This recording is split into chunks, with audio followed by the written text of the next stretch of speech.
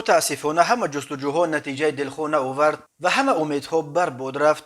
اردشیر را زنده پیدا کردن نتوانستند. جسد اردشیر بهادر سال تولدش 2007 ساکن کوچه ترشکوو شهر پنجکند و خواننده صنف هشتم مکتب میانه رقم 15 را روز 6 می سال 2022 از دریای زرافشان پیدا کردند. جنازه اردشیر 14 ساله روز 7 می ساعت 15 در آرامگاه تک کمر در پنجکند به خاک سپرده می شود. یک منبع از شعبه وزارت کارهای داخله در شهر پنجکند گفت روز 4 می اردشیر را رهبر صنفش برای کدام یک کردارش سرزنش کرده مادرش را به مکتب دعوت کردنی می شود، ولی اردشیر آن روز از مکتب برآمده از ترس به خانه نرفته است و به لب دریای زرافشان رفته خود را به دریا پرتافته است. چند روز باز هم اردشیر را جستجو داشت و حتی در شبکه‌های اجتماعی از جمله در سامانه بامداد اعلان جستجوی او نشر شده بود. اما اخیرا جسم بیجان اردشیر غورمرگ را از ساحل دریای زرافشان پیدا کردند. به اطلاع منبع دیرکتور مکتب و رهبر صنفش